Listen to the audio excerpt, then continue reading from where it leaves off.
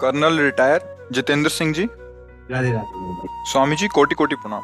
स्वामी जी, मैं कभी कभी पूजा करते समय अपने गुरुदेव के सामने बैठ के मेरे आंखों से आंसू की बौछार होने लगती है। ये हमेशा बनी रहे, इसके लिए मुझे क्या करना चाहिए? गुरुदेव प्रदत्त नाम और मंत्र में प्रीति।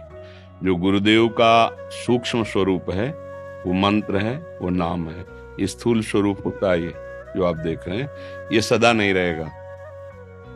ये आदि और अंत वाला है ये रूप। लेकिन गुरुदेव का जो स्वरूप है, जीवन है, वो नाम है, वो मंत्र है जो उन्होंने दिया है।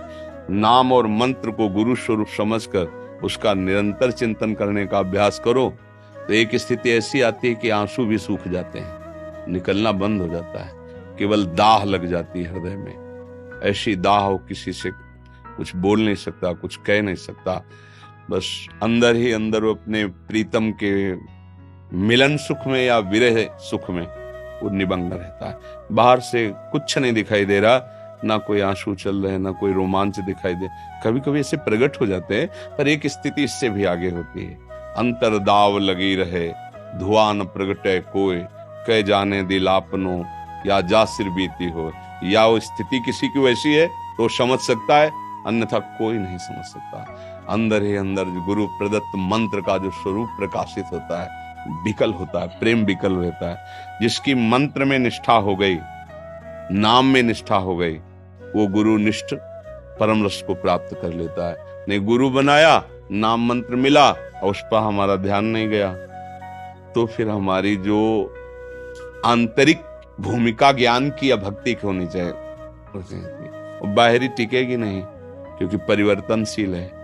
शरीर परिवर्तनशील है, पद परिवर्तनशील है, बाहरी भाव परिवर्तनशील है, लेकिन एक है अपरिवर्तनशील, एक रस सच्चिदानंद भगवत भाव जिसे कहते हैं।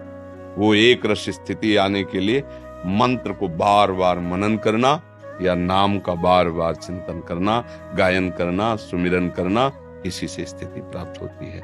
जो गुरुमुख से वचन निकले हैं वही ज्ञान भास्कर हैं। बंदो गुरुपद कंज, कृपा सिंधु नर रूप हरि, महामोह तम पुंज, जासु बचन रवि कर निकर। ध्यान मूलम गुरु मूर्ति, पूजा मूलम गुरु पदम, मंत्र मूलम गुरु वाक्यम, वचन वाक्यम, मोक्ष मूलम गुरु कृपा। जिसको अपने सदगुरुदेव के वचन पर विश्वास हो गया और रात दिन उसी का मनन करता है, वो वस्तु को प्राप्त कर लेता है। गुरुदेव का स्वरूप, गुरुदेव की महिमा, गुरुदेव का वैभव वही देख पाता है जो गुरुदेव प्रदत्त मंत्र और नाम का निरंतर जप करता रहता है। जे गुरु चरण रेणु अनुरागी, ते लोकहूं बेदहूं बड़ भागी।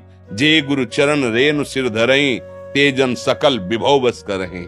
श्री गुरु पद नख मणिगण ज्योति, सुमिरत दिव्य दृष्टि ही होती।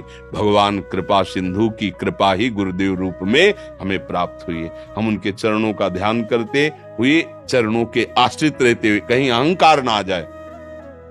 अगर साधना करते हुए अहंकार आ गया तो ऐसा समझो जैसे भोजन बना और उसमें मक्खी गिर गई, अब भोग लायक नहीं रह गया। भोजन तो बढ़िया बना पर मक्खी उसमें गिर के मर गई, अब भोग लायक नहीं रहा। ऐसे ही अहंकार आ गया साधना करते तो प्रेम नहीं प्रकट कर पाएगा वो साधन, भगवत साक्षात्कार नहीं कर। इसीलिए जब गुरु चरणों का आश्रय, तो ये लगता है कि भजन में कहाँ कर सकता था, ये तो मेरे गुरुदेव की कृपा है, उनकी कृपा दृष्टि से भजन हो रहा है, उनकी कृपा दृष्टि से मैं इंद्रियों पर विजय प्राप्त कर रहा हूं। इसलिए उपासक को गुरु चरणों का आश्रय लेकर नाम और मंत्र में अपने जीवन को लगा। ये अंदर की बातें हैं, अंदर अंदर नाम चल रहा है, मंत्र चल रहा है। बाहर से आप पैंट शर्ट में, अंदर से महात्मा हो, बात बन गई। अगर हम अंदर अंदर भगवत चिंतन न करके विषय चिंतन करें तो सब ड्रामा हो गया, पाखंड हो गया। इसी को पाखंड कहते हैं कि भीतर कुछ, बाहर कुछ, क्रियाएं कुछ, वचन में कुछ।